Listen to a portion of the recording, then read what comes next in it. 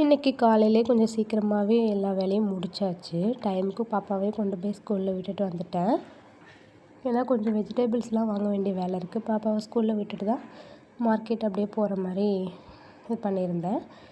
போயிட்டு எல்லாமே வாங்கிட்டு வர்றதுக்கே டைம் ஒரு 9:30க்கு மேலேயே ஆகிடுச்சு. நான் அந்த வேலையெல்லாம் முடிச்சுட்டு வீட்டுக்கு வரும்போதே என்னென்ன தேவையோ ஒரு வாரத்துக்கு தேவையானது எல்லாமே வாங்கிட்டு வந்துட்டேன். ஆல்ரெடி அந்த பாக்ஸ் எல்லாமே நல்லா வாஷ் பண்ணி வச்சுருந்தேன்.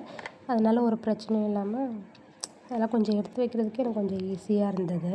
முருங்கைக்காய், கொஞ்சம் கத்திரிக்காய், கேரட்டு, பீன்ஸ் அதெல்லாமே கொஞ்சம் வாங்கிட்டு வந்திருந்தேன். பாப்பாவுக்கு நாளைக்கு ஸ்நாக்ஸ் கொடுக்கணும் அப்படின்ட்டு இப்போ கொஞ்சம் பீனட்டு, அதுக்கப்புறமா சோளம் வந்தோடனே அது கூடையில் எடுத்து வச்சுட்டேன்.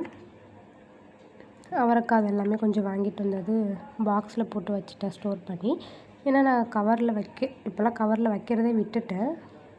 பச்சை மிளகா அந்த மாதிரி இருந்ததாக மட்டும் அதை மட்டும் கவரில் வச்சுப்பேன். மற்றபடி காய்கறி அதெல்லாம் கொஞ்சம் அவாய்ட் பண்ணிட்டேன் கவரில் வைக்கிறதுக்கு. பாக்ஸ்லேயே ஸ்டோர் பண்ணிக்கலாம் அப்படின்ட்டு.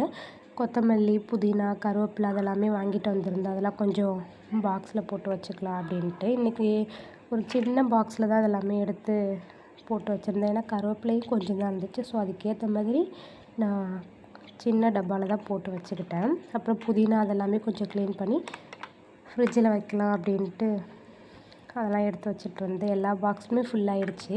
கத்திரிக்காய்க்கு மட்டும் பாக்ஸ் இல்லை அப்படின்றதுனால அது மட்டும் இன்றைக்கி ஒரு நாள் ஃப்ரிட்ஜில் கவரோடு வச்சுட்டேன். அப்படியே வச்சுட்டு பாப்பாவுக்கு கோல்ட் ஆகிட்டு அப்படின்னால அந்த மருந்து கொஞ்சம் எடுத்து வெளியே வச்சுருந்தேன் சில்னஸ் போகிறதுக்காக. எல்லா வேலையும் முடிச்சுட்டு வீடு ஃபுல்லாக கொஞ்சம் பெருக்கி விட்டுட்டேன். ஏன்னா அதில் புதினா, கொத்தமல்லி அதிலலாம் ரொம்ப மண்ணாக இருந்துச்சு. அதனால் வீடெல்லாம் சுத்தமாக க்ளீன் பண்ணிட்டேன். இது மாதிரி இன்னொரு வீடியோவில் பார்க்கலாம். அது வரைக்கும் பாய்.